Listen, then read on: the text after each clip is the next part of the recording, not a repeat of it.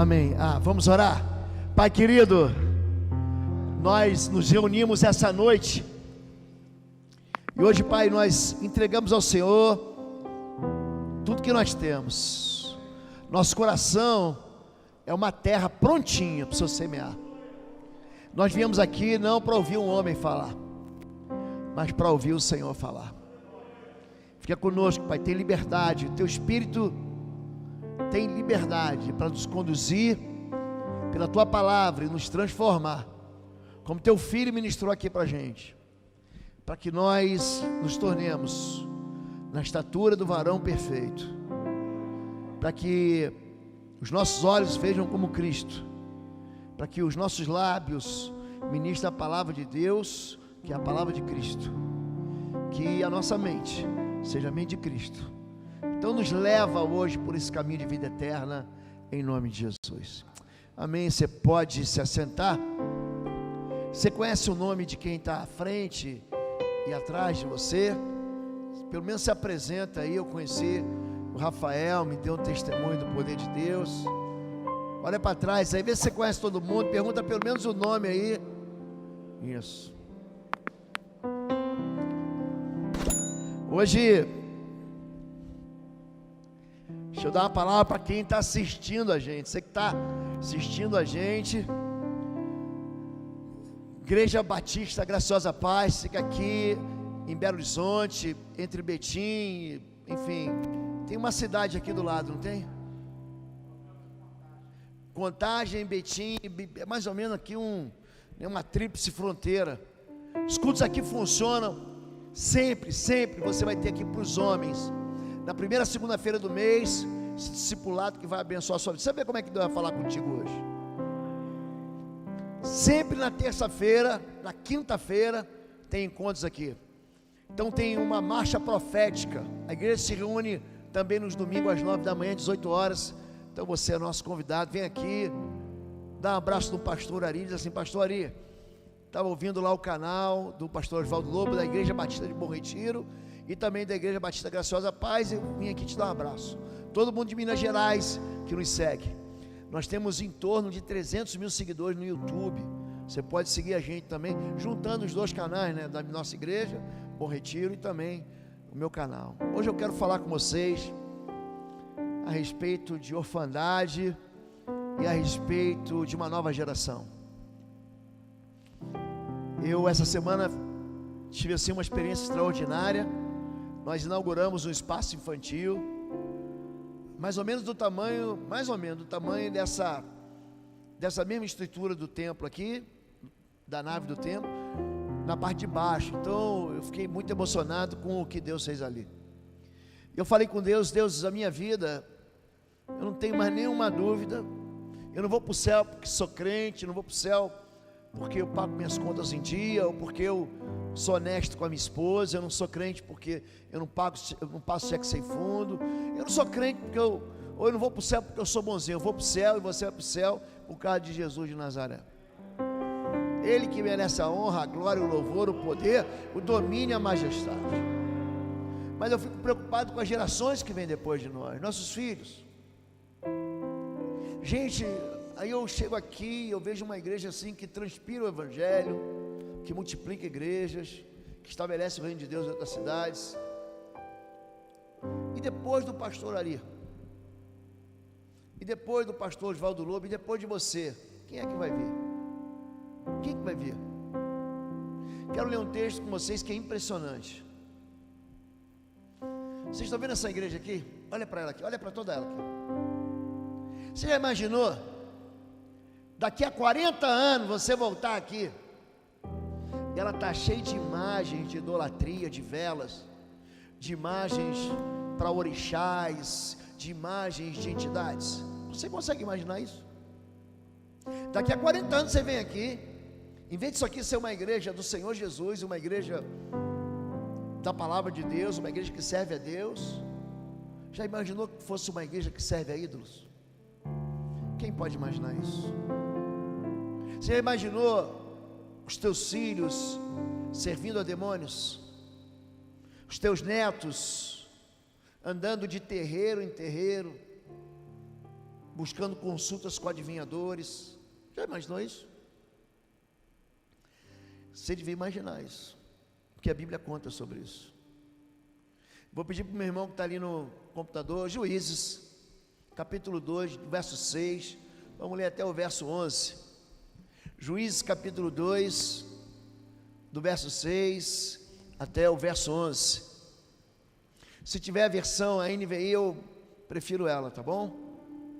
Juízes 2, Juízes 2, capítulo 2, do verso 6 em diante. Pronto. Se você quiser acompanhar pela sua Bíblia, por aqui diz assim, ó, olha que palavra interessante e reveladora. Depois que Josué despediu o povo, os filhos de Israel se foram, cada um a sua herança, para possuírem a terra. Verso 7, vai passando. O povo serviu ao Senhor, diga, serviu ao Senhor, todos os dias de Josué, e todos os dias dos anciãos que ainda sobreviveram por muito tempo depois de Josué, e que viram todas as grandes obras que o Senhor tinha feito por Israel. Verso 8, Josué, filho de Nun, servo do Senhor, morreu com a idade de 110 anos, foi sepultado em sua própria herança, em Timnat-Heres, na região montanhosa de Efraim, ao norte do monte Gaás. Toda aquela geração também morreu e foi reunida aos seus pais, e depois dela, pasmem, e depois dela se levantou uma nova geração, que não conheceu o Senhor, e nem conhecia as obras que ele havia feito por Israel. Então os filhos de Israel fizeram o que era mal aos olhos do Senhor, e serviram aos Baalins. Tem uma versão, se você tiver aí, servir aos ídolos. Pode passar. Verso 13. Deixaram o Senhor Deus de seus pais, que os havia tirado da terra do Egito, e seguiram outros deuses, os deuses dos povos que haviam ao redor deles, e os adoraram e provocaram o Senhor a ira. Aqui a gente vê 3 gerações. A geração de Josué, a geração que gritou com Josué: eu e a minha casa serviremos ao Senhor. Vem uma geração posterior. Você sabe que da geração de Josué ninguém entrou na terra prometida, eles morrem no deserto. Só Josué e Calebe entram na terra da promessa. Mas tem a geração de anciãos que sobrevive, é uma segunda geração, e também serve ao Senhor. Mas chega uma terceira geração, quando aquela segunda geração é sepultada, geração que serve aos ídolos, que abandona o Senhor. Eu vou falar um pouquinho sobre isso hoje. Eu quero usar aqui um símbolo para você entender. Aqui é a primeira geração, a geração de Josué. Ela viu milagres. Josué ouviu o pão descer do céu, Josué viu a água voltar da rocha, Josué viu o Jordão se abrir, como havia aberto o Mar Vermelho. Josué, gente, ele viu Jericó, a fortaleza de Jericó, ser destruída. A geração de Josué, a geração que diz: eu e minha casa serviremos ao Senhor, é uma geração que conhece a Deus. Aí depois de Josué, vem uma segunda geração. É uma geração de anciãos que continuam servindo ao Senhor, que ouviram falar dos milagres que Deus fez no tempo de Josué. Se você pegar capítulo 10 de Josué, é interessante. Josué está perseguindo os reis, e Deus manda a pedra do céu sobre os exércitos amonitas. Josué diz: cala-te vento, quem fala é Jesus. Tu sol, detém-se em Gibeão, e tu lua no vale de Ajalon. Ele viu o sol e a terra e a lua pararem. Na verdade, ele viu todo o sistema planetário, as galáxias, o sol e a lua. E você sabe que a gente funciona dentro, nós somos uma bola de pedra. Isso que é o planeta Terra, é uma bola de pedra assim disparada, a milhões de quilômetros por hora, no meio do universo, que chove pedras, meteoritos, que tem aí você colide, os planetas colidem contra estrelas colidem contra buracos negros, e ali Josué dá uma palavra, aquele mundo conhecido, esse mundo fora das órbitas, ele para, o sol para e a lua para. Essa geração viu, essa geração não viu, mas ouviu falar das histórias que o papai contou. Mas aí se levanta uma terceira geração, é a geração dos netinhos, uma geração que serve a ídolos. Essa geração serve a Deus. Presta atenção, homem, essa geração serve a Deus, e essa geração serve aos ídolos. É impressionante como é que entre uma geração que serve a Deus e uma geração que não serve a Deus, tem uma geração aqui no meio, que não consegue transmitir Deus em linha direta. Quando você olha, essa geração conhecia Deus, conhecia a palavra de Deus e conhecia as obras que Deus fizeram. Essa geração não conhecia Deus, servia a Deus por causa da geração anterior. É uma geração que não ora, mas pede para o papai orar. É uma geração que não jejua, mas pede para o papai jejuar. A geração que diz: olha, meu pai conhecia a Bíblia de cor, meu pai orava, os demônios eram expelidos, meu pai orava e os enfermos eram curados. É uma geração que conhece Deus por tabela, não conhece Deus, mas conhece a obra que Deus fez na geração anterior. A gente está vivendo num mundo que ele está acelerado demais, e cada vez mais a gente separava gerações por 100 anos, depois por 40 anos, e agora as gerações estão se separando a cada 10 anos. A turma que nasceu no ano 2000, estamos em 2021, já é chamada de velho pela geração que nasceu em 2010. Vocês são muito velhos. Imagina eu que nasci em 67. O que eu sou para essa turma? E os valores estão se perdendo. Aqui tem uma geração nessa cadeira aqui que não conhece nem a Deus, que não conhece a palavra de Deus, que nunca ouviu falar dos milagres de Deus, nem das obras de Deus. Está perguntando assim: o que eu estou fazendo hoje aqui numa segunda-feira nessa igreja? É uma geração que não tem intimidade nenhuma com Deus. Essa geração vê Deus face a face. Essa geração enxerga Deus à distância, mas essa aqui nem enxerga Deus. Essa aqui serve a Deus, essa aqui serve a Deus, esse aqui serve a ídolos. Gente, você vai entrar em Curitiba, mora em Curitiba, não tem favela, lá eles chamam de vila. Você vai ver os maiores traficantes hoje são filhos de crente. Impressionante. Eles são filhos de crente, e aí, não, eu sou crente, eu vendo cocaína, eu mato pelo ponto de venda de crack, de maconha, eu estabeleço aqui a minha gangue, eu estabeleço aqui a minha biqueira de droga, eu sou dono do morro, ou dono da vila, ou dono da favela, mas eu sou crente. Então eu expulso do morro os feiticeiros, os bruxos, os idólatras, eu mando embora. Uma geração que não conhece Deus, mas conhece Deus só de ouvir falar. Você sabe por que Jó só conhecia Deus de ouvir falar? Rafael estava falando comigo aqui, eu me lembrei disso. Ele fala assim: antes eu conhecia de ouvir falar, mas agora meus olhos te veem. Deus teve que tirar tudo de Jó para ele poder ver Deus. Jó era bilionário.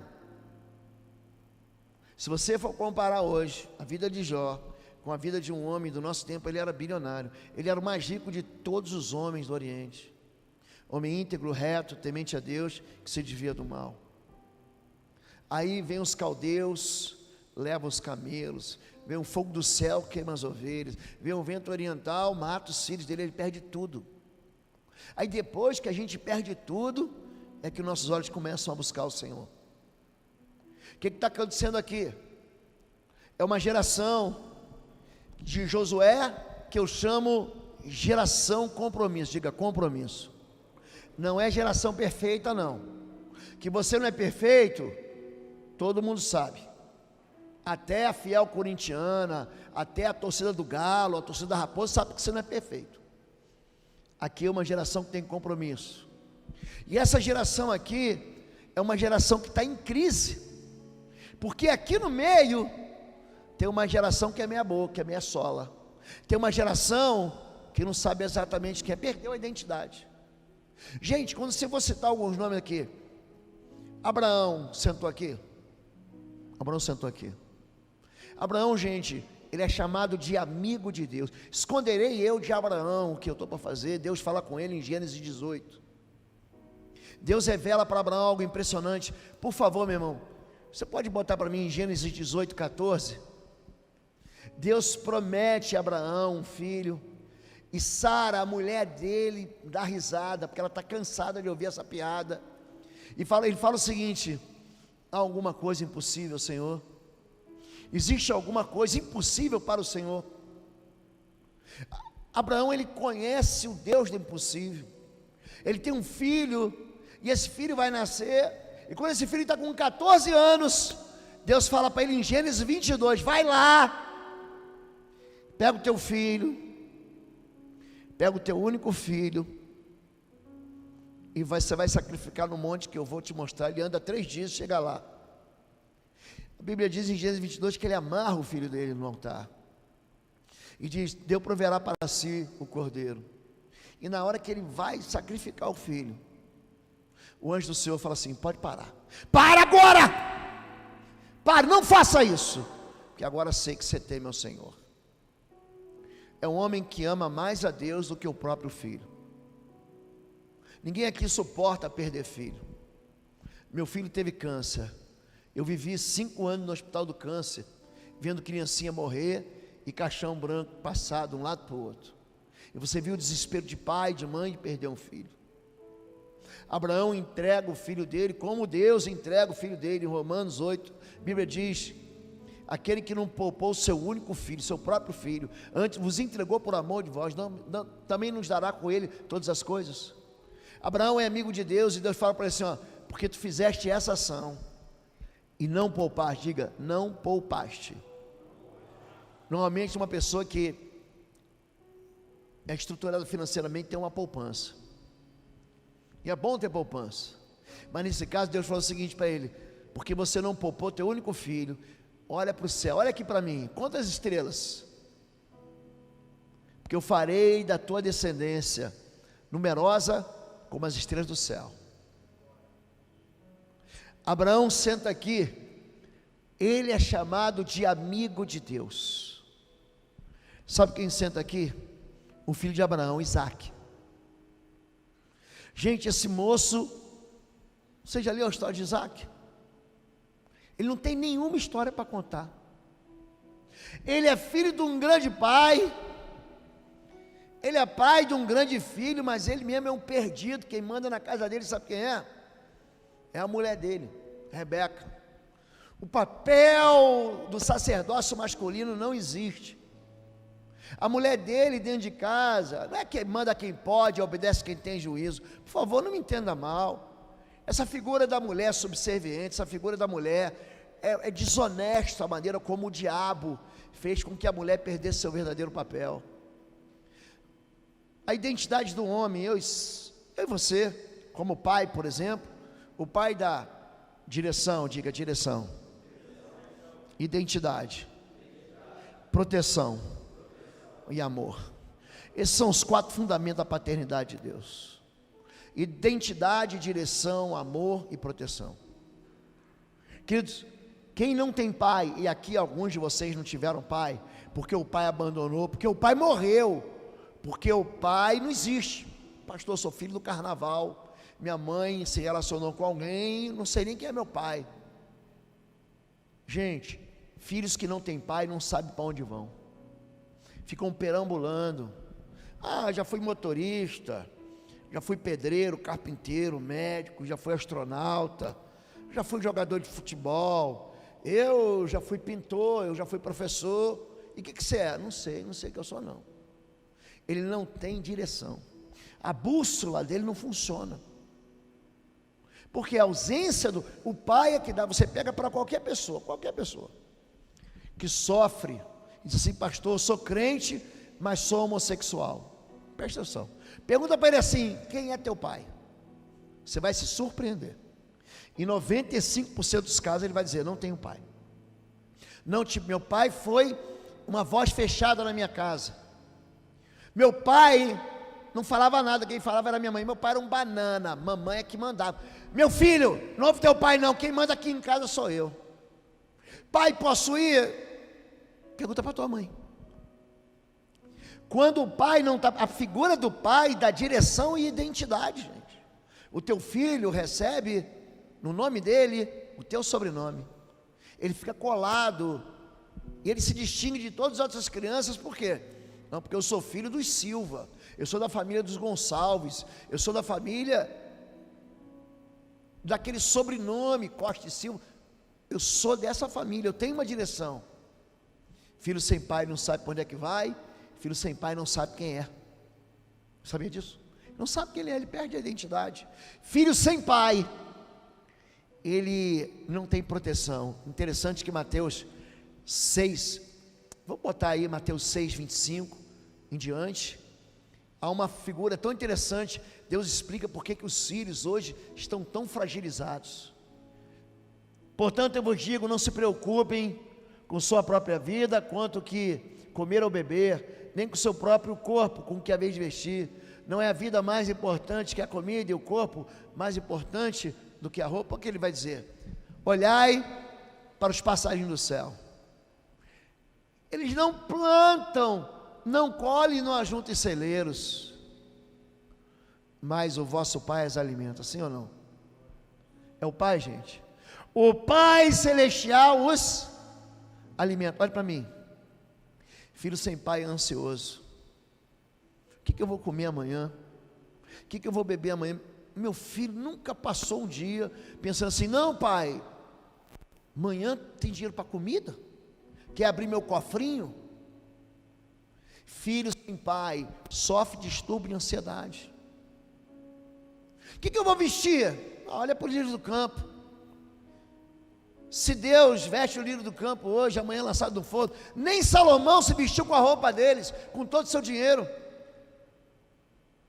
Então, a ausência do pai, além de não dar direção, além de não dar identidade, tira a proteção. Gente, quem dá amor em casa não é mamãe. Mamãe dá carinho, é outra coisa. Quem dá amor é papai. E tem muito pai que está vacinando o filho contra o evangelho. Por quê? Porque ensina o mandamento, mas não ensina a guardar o mandamento. Meu irmão, o teu filho não vai orar mais do que você. O teu filho não vai jejuar mais do que você. E se você não der o rastro para ele, ele não sabe onde vai bater na porta. Esse homem aqui, quando a gente fala de Isaac, filho de Abraão, ele cava poço aonde o papai cavava, mas ele mesmo não sabia. Sabe qual é o resultado?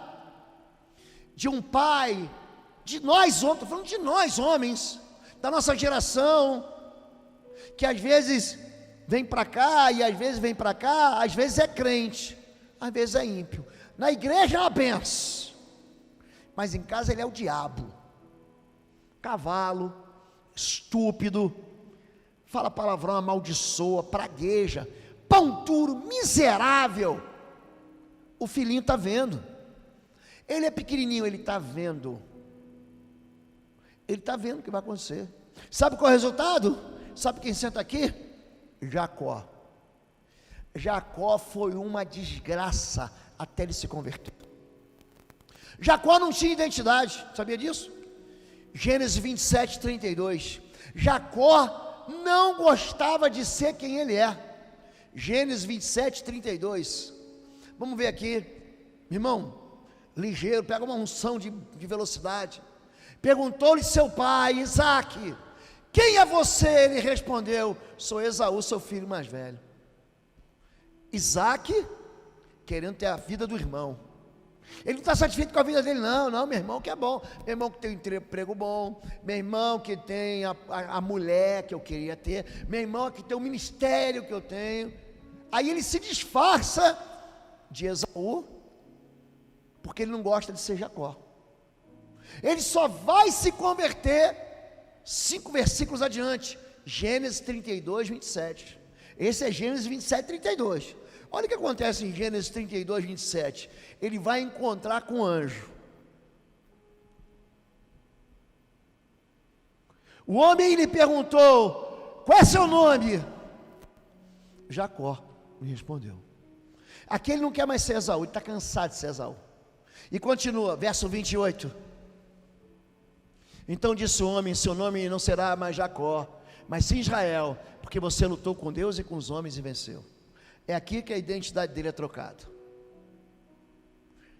Papai, filhinho e netinho, primeira geração, segunda geração, terceira geração. Você lembra qual foi a primeira pergunta que eu fiz quando eu tomei o púlpito? Você já imaginou essa igreja aqui, que é uma igreja do Senhor, que tem um moço que canta louvor, que toca gaita, que adora a Deus?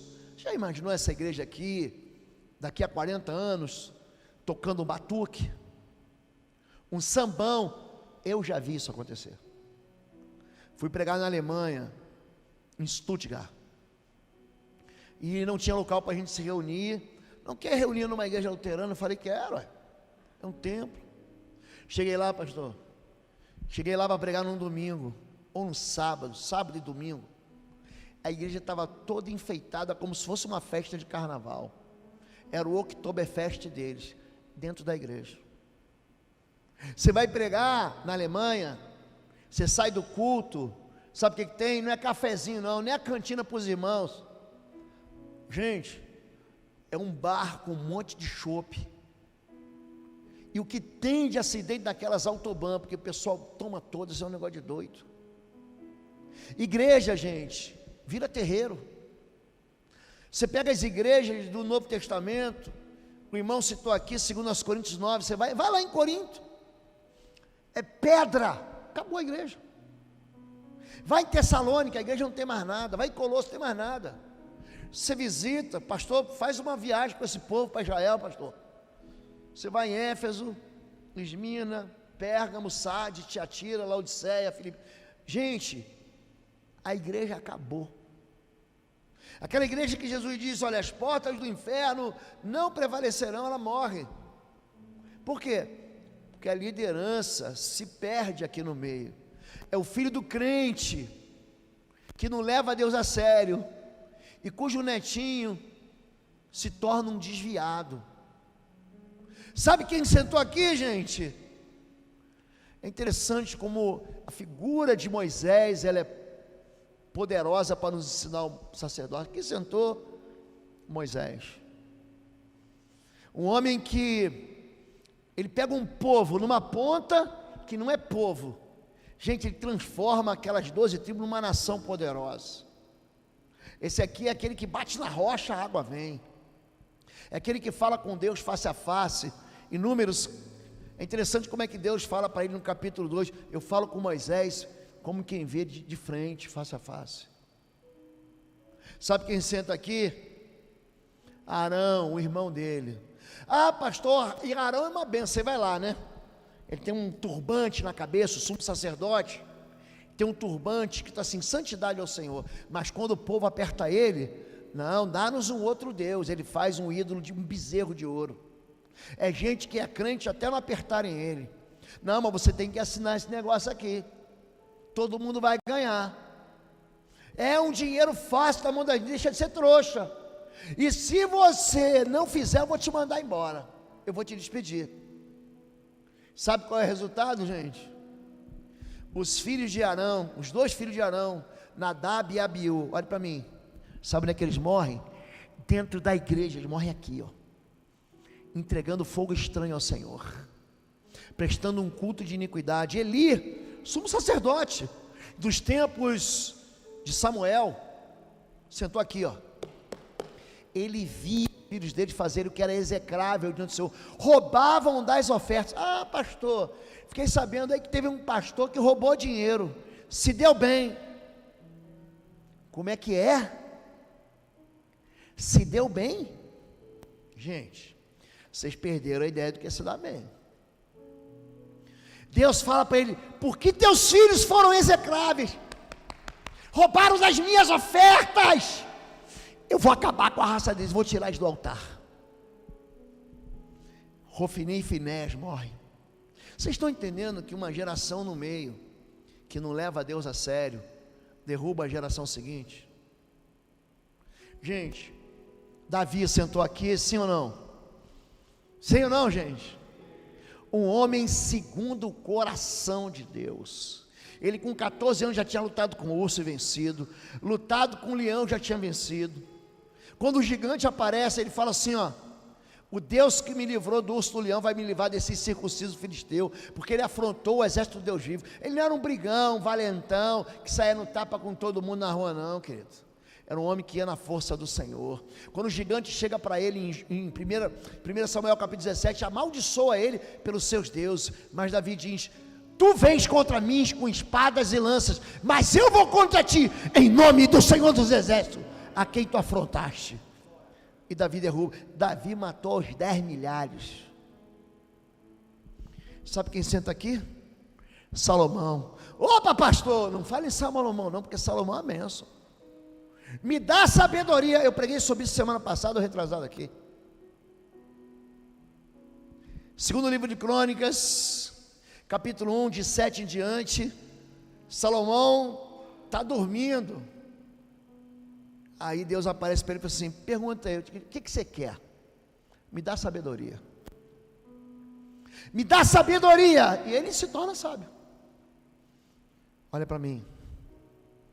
Não adianta você conhecer a Bíblia inteira. Eu conheço a Bíblia, mas se você não tem temor do Senhor. Gente, Salomão escreveu Provérbios, Cantares, Eclesiastes. Ele perdeu o temor do Senhor. Não adianta você dizer que é evangélico. Não adianta você dizer que é batista, que foi batizado, que ora em línguas, que foi batizado no Espírito. Não adianta. Se você não tiver temor do Senhor, teu filho vai ver isso. Salomão traz, gente, 1 Reis capítulo 11, Deus está tão decepcionado com Salomão.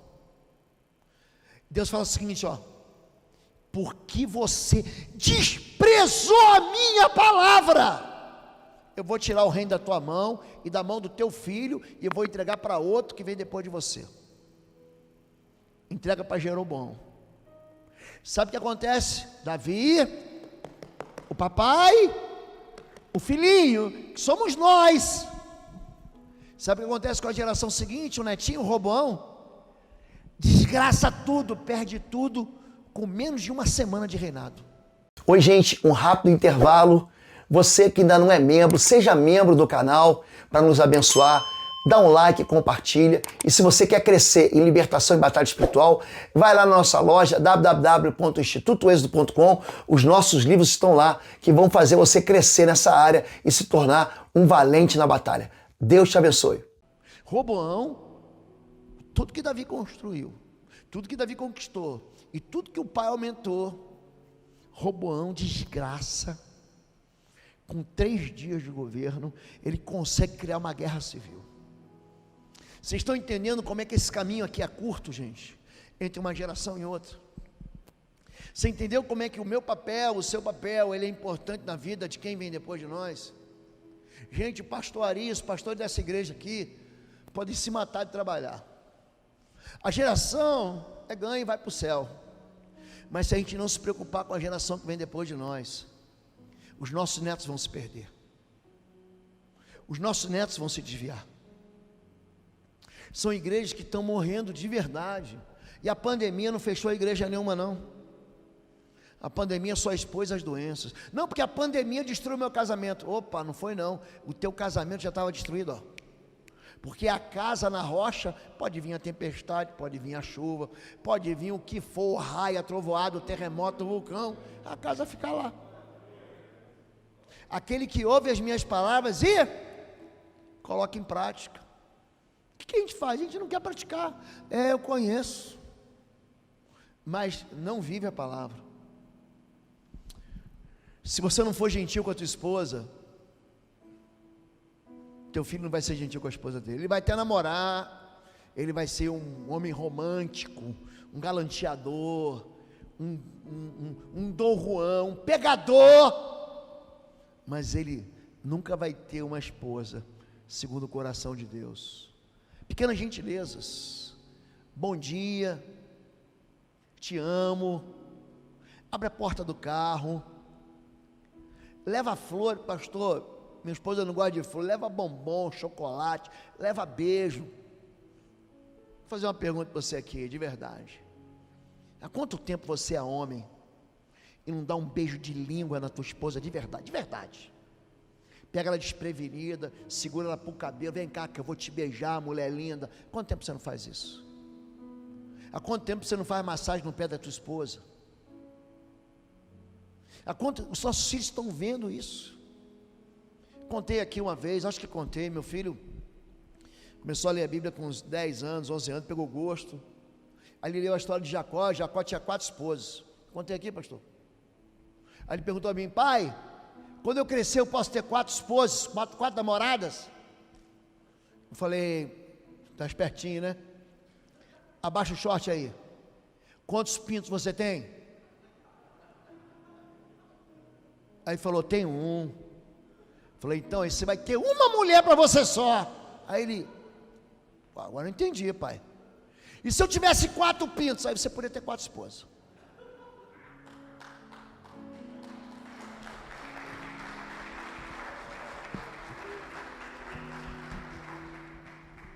Os nossos filhos vão servir ao Deus que a gente serve. Vocês não estão entendendo isso?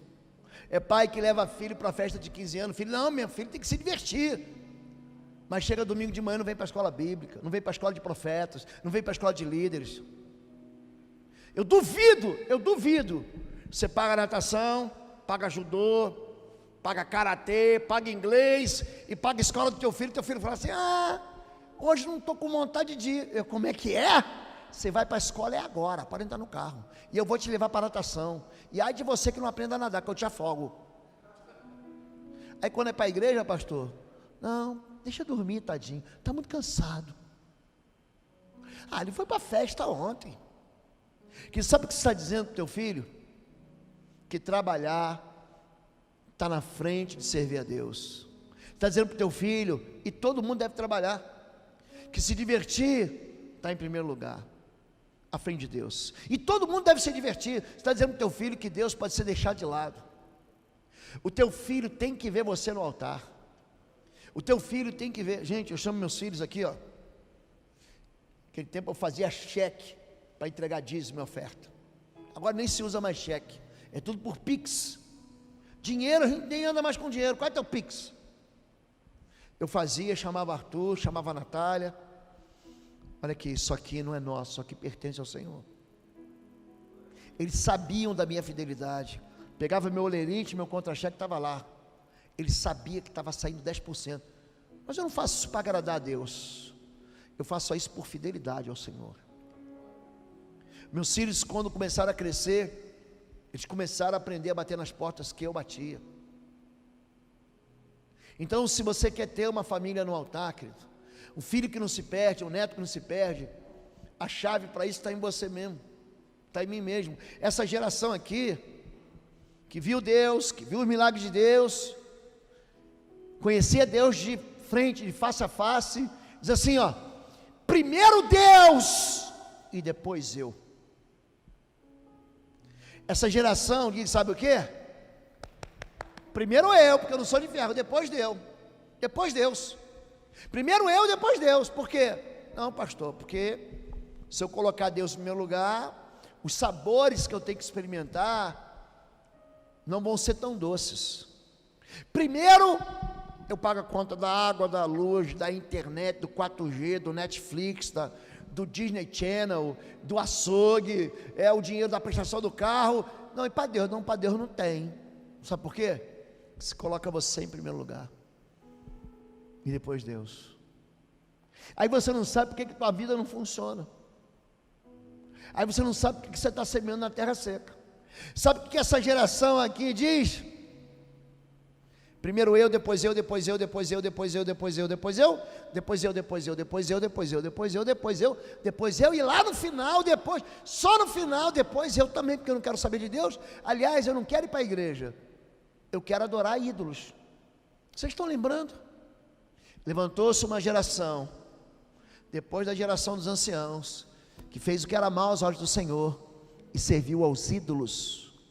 Essa geração aqui, segundo aos Coríntios diz, esse homem aqui é o homem espiritual, ele discerne todas as coisas e de ninguém é discernido. Ele é um homem cheio de Deus. Essa geração aqui é o cristão carnal.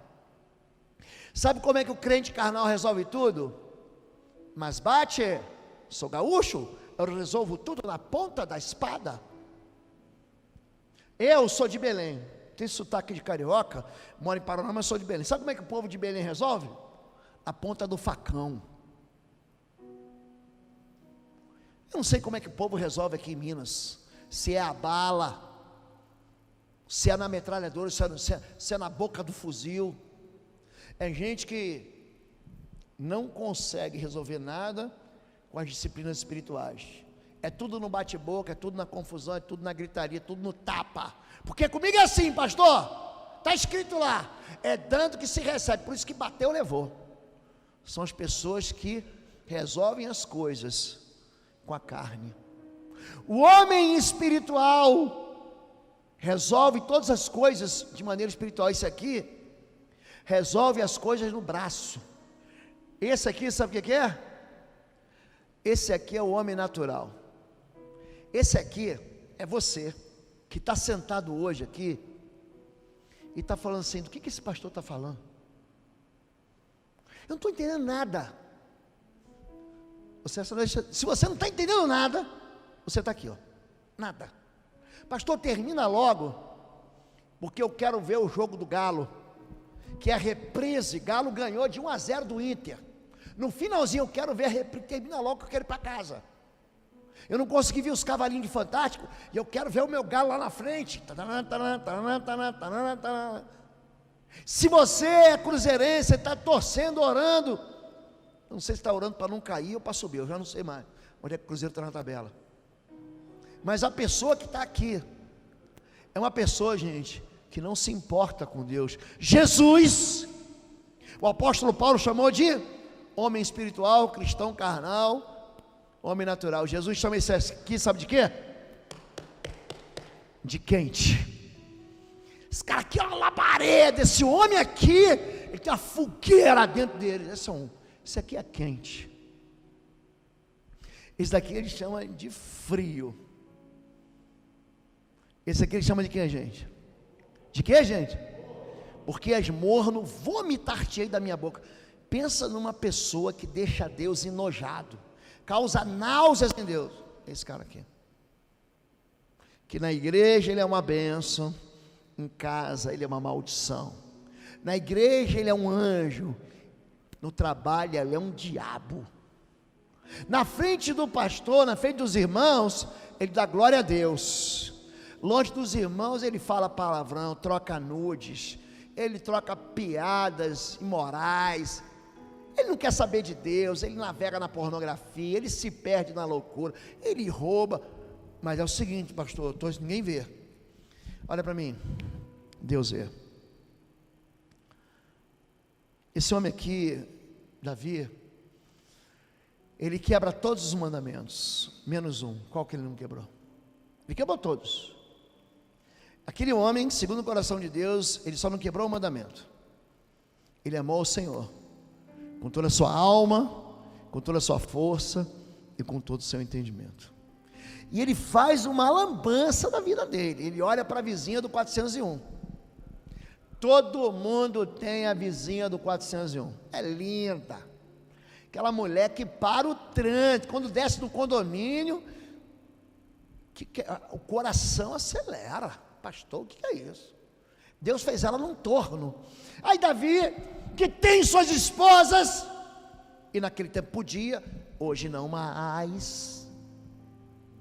Ele bota o olho na moça e pergunta assim: quem é? E alguém diz: casada. Casada com Urias. Sabe aquele capitão da polícia militar? Porque Urias era o cara. Urias, se você pegar 2 Reis, capítulo 22 em diante, você vai ver que ele fazia parte dos 30 valentes de Davi. Ele era o cara. Gente, era o capitão Nascimento do BOPE de Jerusalém. Aí ele vai se meter com a mulher do cara. Não está na Bíblia não, mas devia estar. Gente, a Bíblia tem coisas que são ditados, né? A pergunta assim: você quer acordar com a boca cheia de formiga? Mulher casada tem gosto de chumbo. Aí Davi: não, você é bobo, eu vou só evangelizar a moça. Eu vou ali para orar com ela, eu boto a mão no ombrinho dela, eu abraço ela com força. Tadinha, o marido dela está viajando. E aí, o que você acha de a gente almoçar junto? Olha as muralhas caindo, olha a fortaleza sendo destruída. Ele sai, cara bom de conversa, ela 2 anos sem marido. Sabe aqueles dias que a mulher está ovulada? Tem dias que minha mulher tem uma unha, pastor, quando ela crava assim na minha careca, e ela começa a fazer carinho, nem anjo do Senhor não me livra. Aí Davi foi, se deitou com ela. O texto encerra dizendo assim: e ela engravidou. Isso pareceu mal aos olhos do Senhor. Ela vem depois de 2 meses, quer dizer, naquele tempo não tinha esses exames de farmácia, que a moça faz xixi, diz deu positivo. Passou 2 meses, a menstruação não veio. Ela bateu na porta do palácio: meu rei, baiana, meu rei, lembra aquele dia que a gente estava lá em Betim junto, aí deu uma passeada lá em Belo Horizonte, te levei para ver o estádio do Galo, paramos para comer na pizzaria, depois a gente deu uma esticada para a suíte real. Então embuchei, estou grávida. Aí ele só tem um jeito: matar o marido dela, porque o marido dela está na guerra. Chamo ele não se deita com ela, eu falo assim: mata ele, que aí vamos dizer, tadinha. Ele morreu, eu pego ela como esposa imediatamente. Nasceu de 7 meses. Gente, Davi, ele não era perfeito. Eu não sou perfeito, pastor Ari não é perfeito. Todo mundo aqui tem uma página da vida que você quer que colhe assim. Só que eu não quero que ninguém saiba. Você quer grampear a página, colocar no triturador. Mas esse lugar aqui não é para gente perfeita, é para gente que tem compromisso. Lembra disso? Agora, entre o compromisso e a crise, tem alguém aqui que é café com leite. O problema está aqui.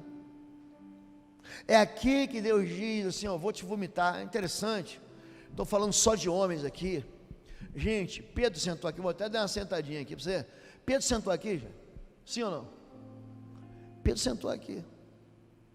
Mas naquele derradeiro dia, Pedro nega Jesus 1, 2, 3 vezes. Ele negou Jesus 3 vezes. E aí, Cristo é sentenciado, executado numa cruz. Mas aí começa a vir rumores assim, que no 3º dia ele ressuscitou. Até que um dia Pedro está na praia e Jesus aparece, ele não reconhece. É interessante como é que é fácil rejeitar Jesus, né? Em Lucas capítulo 5 tem a história da pesca maravilhosa, a primeira. Quando é que você não entende a pesca maravilhosa? Presta atenção, gente. O barco estava encostado na praia. O barco não sai para navegar, ele fala assim: ó, joga do lado direito. Na história da ressurreição, o barco está no mar, chamado de Galileia. No primeiro milagre, o barco está encostado na areia. Aí Jesus fala assim: ó, joga a rede. Ele está limpando. Jesus, eu pesquei a noite inteira, mas sobre essa palavra eu vou lançar minha rede. Gente, quando ele joga, os peixes, aqui do lado, e peixes grandes, 130 e tantos peixes grandes. Sabe o que Pedro fala para Jesus? O que muita gente aqui fala para Jesus: afasta-te de mim porque eu sou pecador. Você já falou isso para Jesus? Eu já falei isso para Jesus. Afasta-te de mim, eu não presto para isso, hein? Negócio de ser crente, chama outro. Eu não presto para ser crente, não. Se eu vou sujar a tua reputação, eu vou manchar aí o nome do cristianismo, a fé daqueles que querem crer. Jesus, olha, não tenha medo, não temas, eu farei de você pescador de homens. Aí esse Pedro que negou Jesus 3 vezes, ele de novo está pescando. Aí Jesus pergunta da paz, não reconhece Jesus, é o Cristo já ressurreto. Filhos, pegaram alguma coisa? Ele diz, não, joga do lado direito. Quando ele joga, aqueles peixes de novo vêm, ele fala assim, eu lembrei, é o mestre. Aí Pedro se joga na água, vem nadando. Interessante que ele devia nadar cachorrinho, porque ele chega depois do barco. Quando ele chega, o barco já chegou, os discípulos já puxaram a rede, Jesus já está com pão e peixe fazendo. Aí Jesus pergunta o seguinte para Pedro, Pedro, você me ama?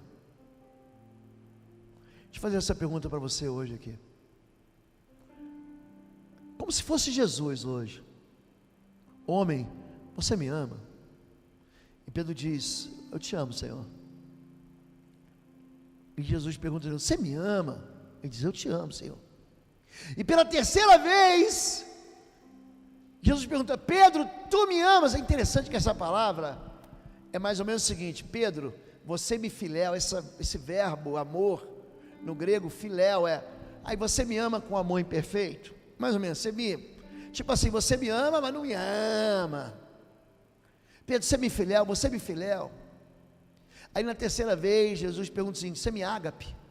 Você me ama com amor perfeito? Pedro diz, não consigo, porque eu sou imperfeito. Ele fala, então Pedro, vem cá, eu sei que você não é perfeito, mas eu quero que você cuide dos meus cordeirinhos, cuide da geração que vem depois de mim. A gente não cuida dos nossos filhos e não cuida de discípulos. Duvido que o pastor não queria estar em casa. Gente, olha para mim, vou falar para vocês uma coisa aqui, olha para mim, eu estou doente, estou pregando para vocês aqui, eu estou com uma labirintite, parece que eu estou orbitando em volta da terra, estou doente, estou esgotado. Nas últimas 2 semanas, eu consegui em São Luís do Maranhão, em Vitória, em Gravatal, eu fui do lado de Atibaia, Extrema, preguei na minha igreja, quarta-feira, domingo, estou pregando aqui, saí de casa hoje, dormi meia-noite, acordei 3 da manhã, hoje eu vou dormir não sei que hora, vou acordar de novo 3 da manhã, mas eu não posso deixar minha vida passar, sem ministrar a palavra de Deus para uma geração que vem depois de mim, não posso. Você me ama? Cuida dos meus cordeirinhos. A gente tem um tempo que a gente der para Deus, o tempo é algo absolutamente democrático. Eu também tenho 24 horas do dia, que nem você. Eu também só tenho 7 dias por semana. Eu também sou pai, sou avô, sou pastor. Eu sou igualzinho a você. Eu acordo cedo para orar, passo dificuldade, passo luta. A pergunta de Deus é, você me ama? É interessante que Deus não deixa a gente perdido. Todo mundo podia dizer assim, Pedro é aquele traidor, porque a igreja é o seguinte, pastor, pega isso aí, traição. Vamos falar da parte sexual? A igreja perdoa? Perdoa, mas não esquece nunca mais. Fulano? Fulano é a benção. Mas lembra, 20 anos atrás, ele caiu com a diaconisa. Aquele irmão caiu com a irmã do louvor. O pastor não sei quem, auxiliar, caiu com a secretária. Igreja está sempre com pedra na mão, é gente. É adúltera, bora apedrejar. Jesus pode apedrejar. Jesus deu um like, mas só apedreja quem não tem culpa. Quem não tem culpado manda a primeira pedra. Pedro e Davi, gente, pecaram, mas Deus vai atrás dos dois. Deus manda Natã. Você está pensando que Natã, o profeta, vem para destruir? Ele foi lá e desmascarou Davi. Foi nada disso. Davi estava arrasado. Pastor, crente, quando peca contra Deus, fica arrasado. Salmo 32, enquanto escondi o meu pecado, meu coração secou, minha vida se tornou estio, tua mão pesou sobre mim, confessei o seu meu pecado, ele tirou a minha culpa. Pecar contra o Senhor, crente quando peca contra o Senhor, quando está desviado, é horrível, horrível. É a pior coisa que tem. Deus manda um profeta, sabe para quê? Para cuidar do coração de Davi. Deus vai buscar Pedro, para Pedro não se perder. Pedro, você me ama, cuida dos meus cordeiros. Ele restaura o ministério de Pedro. Pedro falou assim: acabou, vou voltar para a vida secular, vou voltar para a minha indústria pesqueira, vou começar a pescar de novo. Você se esqueceu, Pedro, que eu te prometi que eu ia fazer de você pescador de homens. Como se Deus estivesse dizendo assim para ele: Jesus, olha, um dia você vai pregar num Pentecostes, numa festa que tem em Israel, e 3.000 vão se converter. Eu vou encher você do meu espírito. Penso, você vai ser um homem, Pedro. Você vai encontrar um aleijado na porta do templo. Você vai dizer: não tenho ouro nem prata, mas o que eu tenho te dou, em nome de Jesus Nazareno. Levante e ande, e o aleijado vai levantar. Pedro vai escrever cartas para a igreja que a gente lê até hoje, primeira e segunda carta de Pedro. Pedro vai ser crucificado de cabeça para baixo, para glorificar o nome do Senhor. Preste atenção que eu vou dizer para você, meu querido. Para você sentar aqui, você não precisa ser perfeito. Você precisa só ter um compromisso com Deus. Pastor, mas que azar que eu dei hoje, hein? Vim logo nesse dia que o senhor veio aqui. Não, só que é um discipulado. Então você sabe, por exemplo, que essa cadeira aqui é a cadeira, Jesus chama de quê mesmo, gente? De frio. Então essa cadeira eu não posso ficar. Então peraí, essa aqui a cadeira está errada. Mas pastor, vamos combinar um negócio. Cheguei hoje aqui. Um amigo me trouxe, meu pai me trouxe, meu filho me trouxe, meu avô me trouxe, meu neto me trouxe. Deixa eu sentar nessa cadeira aqui, ó. Vamos começar meio light, tá bom? A gente vai vendo como é que é, querido. Como é que Jesus chamou isso aqui? Diga: morno. E o que Deus vai fazer com o morno, gente? Vai o que, gente? Então, para a gente não errar, a única cadeira certa é essa aqui. Esse é o lugar da gente ficar. Esse é o lugar do homem ficar. Talvez você não tenha tido um pai que te ensinou isso. Talvez você não tenha tido uma direção, uma proteção. Talvez você nem tenha tido pai na vida. Mas discipulado é isso mesmo, é a gente ter pai espiritual. Alguém disse aqui, ó: pastor Ari é meu pai espiritual. Quando Paulo escreve para Timóteo, ele fala: meu filho Timóteo, o qual gerei na fé. Elias, fora Abraão, ele foi um dos maiores pais da Bíblia. A Bíblia vai dizer para a gente, em Malaquias 4:6, que é no poder de Elias que o coração dos pais se converte aos filhos e dos filhos aos pais. É o mesmo texto de Lucas 1:17. Agora, muito mais do que saber quem você é, você precisa saber quem você não é. João, Evangelho de João, capítulo 1, verso 19. Mais importante do que você saber, ou tão importante quanto você saber quem você é você saber quem você não é. João, Evangelho de João, Novo Testamento, Mateus, Marcos, Lucas, João, capítulo 1, verso 19, eu já vou encerrar. Não, posso ficar pregando até as 4 da manhã, quando sair meu voo também. Para mim, o pastor sabe como é que eu sou. Este foi o que testemunhou de João, quando os judeus de Jerusalém enviaram sacerdotes e levitas para lhe perguntarem quem ele era. Verso 20. Ele confessou e não negou, declarou abertamente: não sou o Cristo. Eu não sou essa pessoa. Eu não sou Moisés, eu não sou Abraão, eu não sou Eliseu, eu não sou Josué, eu não sou Ari, eu não sou o Cristo. E ele continua, verso 21. Perguntaram-lhe então: quem é você? É Elias? Ele disse: não sou. É o profeta? Ele respondeu: não. Há uma lenda de um livro chamado Apócrifo, de que Jeremias voltará antes Elias, mas Jeremias também voltará, mas é um livro que não está no cânon bíblico. É o profeta? Não. Continua, por favor. Finalmente perguntaram: quem é você? Dê-nos uma resposta para que levemos aqueles que nos enviaram. Que você diz acerca de si próprio? Verso 23. João respondeu com as palavras do profeta Isaías: eu sou a voz do que clama no deserto, faça um caminho reto para o Senhor. Eu não sou o 01, eu não sou o 02, eu tenho um destino. Qual é o meu destino? Preparar a chegada do Messias. Quem quer ir de verdade para o céu aqui? Porque eu vou para o céu. Você quer ir, querido? Eu quero ir para o céu. Gente, o inferno é uma miséria, o inferno é a ausência de Deus. Trabalho com libertação, escrevi alguns livros, já trouxe aqui uma vez. Gente, se vocês soubessem o terror que o diabo tem do nome de Jesus, se você soubesse o nome, como é que o nome de Jesus, ele estremece o inferno, como é que o sangue da cruz coloca de joelhos uma legião de demônios, se você soubesse o poder da unção do Espírito de Deus. Jesus diz em Lucas 11, mas se é pelo Espírito de Deus que eu expulso demônios, chegou a vocês o reino de Deus. Se você soubesse quem é teu Deus, você ia lamber o chão dessa igreja aqui, ó. Não ia ter essa vida de mornidão. E João Batista, ele sabe exatamente quem ele é. Sabe quem eu sou? Aquele que prepara uma geração, aquele que prepara filhos para que se sentem na cadeira do compromisso. Essa é a cadeira certa. Não é a cadeira de gente perfeita, porque perfeito só tem Jesus.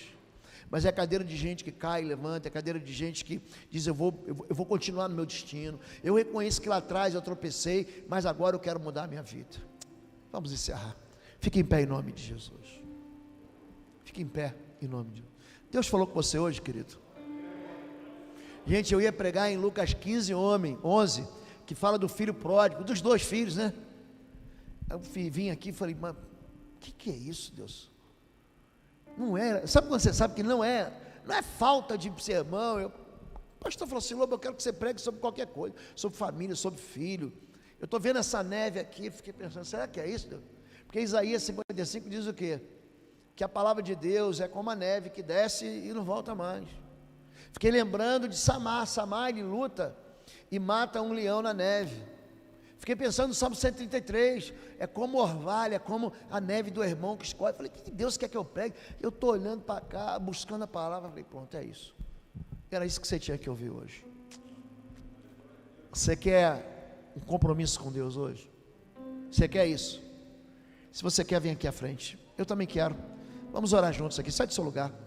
Eu quero um compromisso com Deus. Estou cansado de viver longe, estou cansado de ser um derrotado, estou cansado de ser um perdido. Que se teu filho, tuas gerações, teus netos estão se perdendo, a hora é agora da gente consertar. A hora é agora. Não tem nada que seja mais libertador do que um perdão, nada. Vem para cá, ó. Nada mais libertador. O perdão, gente, não é só o perdão que você libera para os outros, não, é o perdão que você libera do teu coração. Porque tem muita gente que perdoa os outros, mas não se perdoa. O perdão é a chave de liberdade. Não tem a chave da cadeia? É a amargura, a culpa. Mas a chave da liberdade é o perdão. Jesus diz, eu vim para libertar cativos, pôr liberdade os oprimidos, abrir portas de prisões e anunciar o ano do perdão. É um ano aceitável do Senhor, o ano do perdão. Sai daqui perdoado. Agora, volta para casa. Pede perdão para tua mulher. Fala assim, me perdoa. Pede perdão para o teu filho. Retira as palavras de maldição que você soltou contra eles, que você liberou. Retira as palavras de praga. Pede perdão a Deus pelas vezes que nós, no intuito de sustentar a família, pastor, eu fui desonesto. Gente, o nosso Deus ama o perdão. O que Ele não quer? Que a gente não peque mais. É isso que Ele fala para a mulher. Cadê teus acusadores? Foram embora, vai, não peques mais. Então conserta a vida, a tua mulher vai se converter. Se você for de fato um homem de Deus, você tem que ser o primeiro, na hora do culto. Que horas é o culto? Lá em casa? Culto 7 da noite, cansei de fazer isso. 4 da tarde, desliga tudo, começa a se arrumar, porque senão depois você sabe, mulher demora, pentear o cabelo e faz mais escova. Não, é agora, acabou tudo, não tem jogo, não tem futebol, não tem domingo não sei do que, é hora de adorar o Senhor. Eles aprendem isso com a gente. Gente, meu filho, eu estava compartilhando com o pastor Ari, acabou de ser ordenado lá na faculdade que ele estuda, e terminou teologia, ordenaram ele. Eu sempre dizia para assim, Deus, meu filho vai mais longe do que eu, ele vai ter uma voz que vai ministrar para mais igrejas do que eu. Gente, e Deus começa a fazer isso devagarinho, mas a gente tem que semear agora. Pastor, meu filho é grande, querido, se humilha, olha para mim, a Bíblia não erra, os humilhados são exaltados. Se você se humilhar, não, a culpa foi minha, ele gritou, ela foi estúpida, eu também gritei, a culpa é minha, eu sou o pai. Aqui nessa casa a direção a proteção, a identidade, o amor tem que dar sou eu. Feche seus olhos. Pai querido, o Senhor está levantando uma geração aqui, Pai. Homens que largaram tudo, estão exaustos, e eu sei o que é estar exausto. Esses homens trabalham, se esforçam, tem no coração deles um segredo, Senhor, que é o dever do sustento, de colocar o pão sobre a mesa, de trazer o sustento para a sua casa, e eles hoje escolheram a melhor parte. Eles podiam estar em casa, eles podiam estar com os amigos, mas eles escolheram vir buscar uma voz que veio do céu, e o Senhor é Deus que fala, o Senhor é Deus que fala, Pai. E o Senhor falou com os teus filhos, aqui todos os teus filhos, que tem um compromisso de sentar nessa cadeira com o Senhor. Pai, eu quero compará-los a Abraão, quero compará-los a Davi, eu quero compará-los a Josué. Pai, não deixa que a geração dos teus filhos se perda, não deixa que os filhos dos seus filhos se percam. Pai, que haja uma unção de multiplicação, que haja um derramar aqui de multiplicação, Pai, de fertilidade. Que o Senhor levante profetas, missionários, pastores. Não deixe os teus filhos olharem para quem eles foram, mas para quem eles são a partir de agora. Cada um desses aqui, Pai, são sal da terra, os teus filhos. Foi o Senhor que os chamou assim. Vós sois sal da terra, luz do mundo. Vós sois cidade edificada sobre o monte. Você é mais do que vencedor em Cristo. A tua identidade é de filho de Deus. E porque sois filhos, Deus enviou ao vosso coração o Espírito do seu Filho Jesus, para que vocês chamem Deus de Pai. Senhor Deus, em nome de Jesus, escreve o nome de teus filhos no livro da vida do Cordeiro.